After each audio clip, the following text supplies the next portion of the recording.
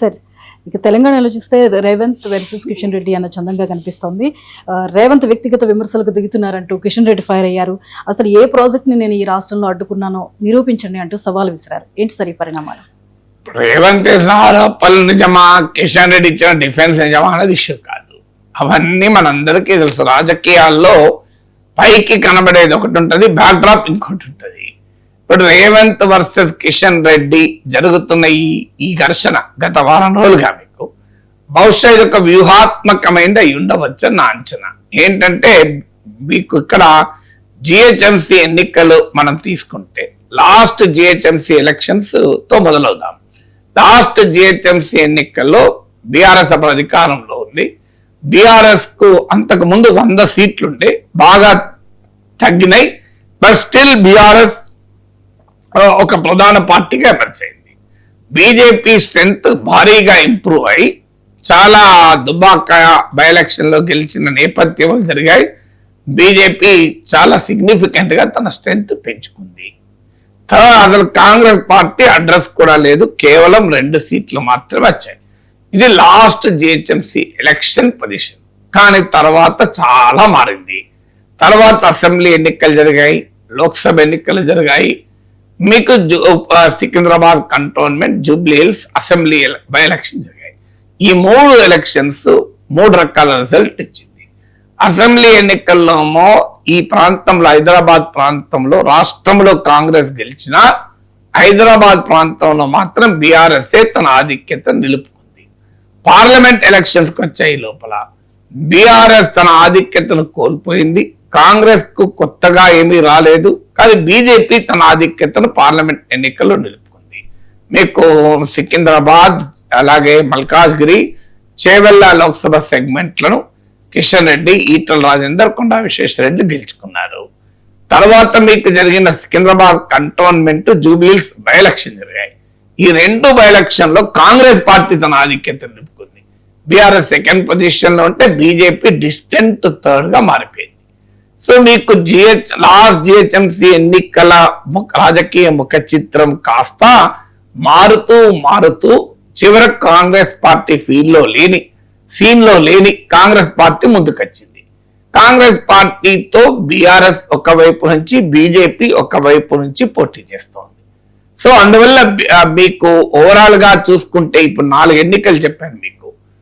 మొదటి ఎన్నిక last GHMC election, రెండో ఎన్నిక 2023 అసెంబ్లీ ఎలక్షన్స్, మూడో ఎన్నిక 2024 లోక్సభ ఎలక్షన్స్, 4వ ఎన్నిక 2024 తర్వాత జరిగిన బై ఎలక్షన్, 2023 అసెంబ్లీ ఎన్నికల తర్వాత జరిగిన బై ఎలక్షన్స్. ఈ 4ని మీరు కనుక టోటల్ చేస్తే మీకు బీఆర్ఎస్ సిగ్నిఫికెంట్ గా ముందుంటుంది. లాస్ట్ జిహెచ్ఎంసీలో వచ్చింది, అసెంబ్లీ ఎన్నికల్లో వచ్చింది, లోక్సభ ఎన్నికల్లో దెబ్బతిన్నది, బై ఎలక్షన్ లో కూడా కాంగ్రెస్ కు ప్రధాన ప్రత్యర్థిగా వచ్చింది. అందువల్ల ఈ 3 ఏది నెంబర్ 1 చెప్పుడు కష్టం. కానీ కాంగ్రెస్ పార్టీకి పోటీగా చూసినప్పుడు బీజేపీ కన్నా బీఆర్ఎస్ హైయర్ పొజిషన్ లో ఉంది. అది లేటెస్ట్ గా Jubilee Hills by election is classic example. మీకు జిహెచ్ఎంసీ నడిబొడ్డున జరిగిన ఎన్నిక, కిషన్ రెడ్డి సికింద్రాబాద్ పార్లమెంట్ నియోజకవర్గంలో జరిగిన ఎన్నిక, ఆ ఎన్నికలో బీజేపీ డిపాజిట్ కూడా వచ్చినట్లేదు, not subject to verification, but ఘోరంగా దెబ్బతిన్నది.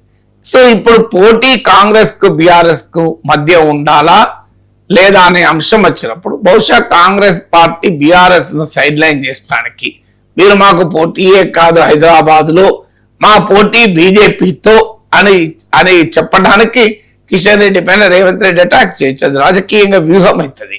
ఎందుకు వ్యూహం అవుతుంది అంటే బీఆర్ఎస్ అసలు సీన్ లోనే లేదు అనే ఒక పొలిటికల్ నరేటివ్, ఒక పొలిటికల్ పర్సెప్షన్ బిల్డ్ చేయడం.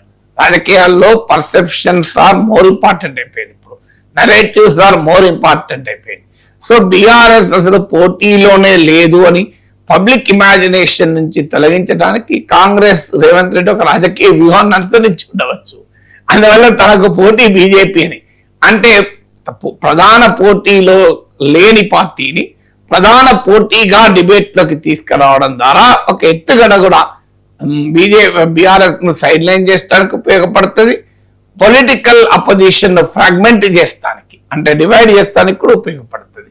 సో బీజేపీ కూడా ఇవాళ కాంగ్రెస్ ఓడించడం కన్నా ముందు బీఆర్ఎస్ కన్నా తాను నెంబర్ 2 పొజిషన్లోకి రావాలి. అది పార్లమెంట్ ఎన్నికల సమయంలో మాత్రమే బీజేపీకి అవకాశం వచ్చింది. అసెంబ్లీ ఎన్నికల్లో రాలేదు, మీకు అసెంబ్లీ ఉప ఎలక్షన్ లో రాలేదు.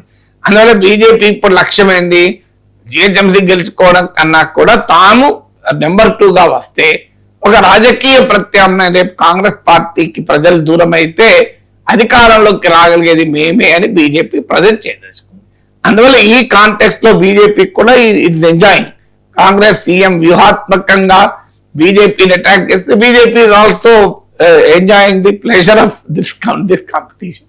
అందువల్ల కాంగ్రెస్ బీజేపీ రెండు కూడా పరస్పర రాజకీయ వ్యూహాలతో అవి సమన్వయం చేసుకొని కోఆర్డినేట్ చేసుకొని మాట్లాడుకొని చేశాయని నేనేం ఆరోపించడం లేదు. కానీ ఎవరి రాజకీయ వ్యూహాలు వాళ్ళకు ఉండవచ్చు, కానీ రెండు వ్యూహాలు కోయిన్సైడ్ అయ్యి ఆఖరికి బీఆర్ఎస్ ను పక్కకు పెట్టడానికి ఎత్తుగడగా కూడా ఉపయోగించుకోవచ్చు. రాజకీయాల్లో పైకి కనిపించేది వేరే ఉంటవి, వెనకాల ఉండేటివి వేరే ఉంటాయి.